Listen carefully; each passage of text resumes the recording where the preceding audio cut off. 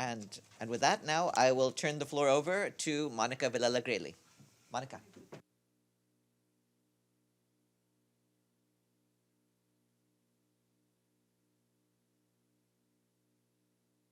Online. Thank you.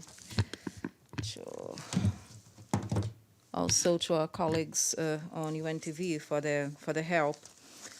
I will start today with the Gender Advisory Board. This morning, the PGA held his first meeting with the Advisory Board on Gender Equality. In his remarks, Mr. Abdulla Shahid shared with all 11 advisors and 2 observers that gender equality is a cross-cutting priority in his Presidency of Hope.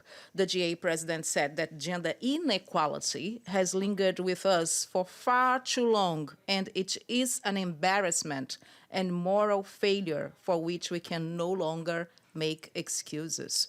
Mr. Shahid outlined 3 points he would like to achieve with the board's advice: advancing and mainstreaming gender equality throughout his session in all its mandates, ensuring gender parity in all panels, and exploring options to enhance the services of the family room in the UN as a possible day care service.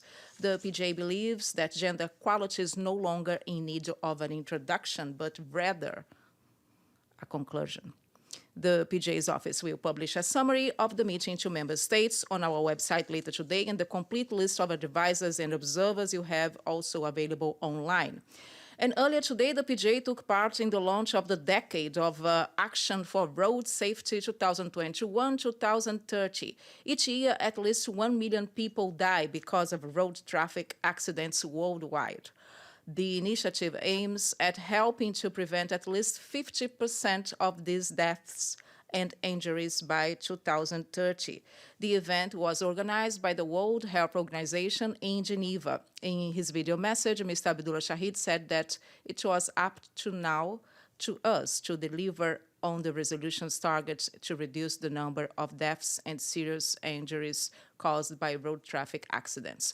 Next year, the General Assembly will hold a high-level meeting on road safety. Ahead of this, on 3rd December, the PGA will host here a one-day supporting event as part of the preparations for the event in 2022. The PGA spoke this morning at the GA formal plenary meeting for the presentation of the annual report by the International Court of Justice, ICJ. The document was introduced by Her Excellency Judge Joan E. Donoghue from the United States, who is the president of the ICJ. In his remarks, the PGA noted that there are currently 14 cases submitted to the court involving states from 5 continents on the topics which range from territorial and maritime disputes to issues on diplomatic missions and consular offices, to the interpretation and application of international treaties and conventions. Mr. Shahid believes that the diversity of issues presented before the court is indicative of the trust that member states place in it, and it reaffirms the ICJ's role as an impartial and objective institution. And finally, on the PGA's agenda, Mr. Shahid started the day meeting the Advisory Board on Gender Equality, as you just said. Later, he presided over the formal plenary on the ICJ. The PGA attended the meeting on the UN Security Council reform. And this afternoon, Mr. Shahid will receive at his office the president of ICJ and hold a separate bilateral meeting on the resident coordinator system. This evening, the PGA will host a dinner for representatives of the Board of Advisors on least developed countries, landlocked developing countries, and small island developing states. And this is everything for today.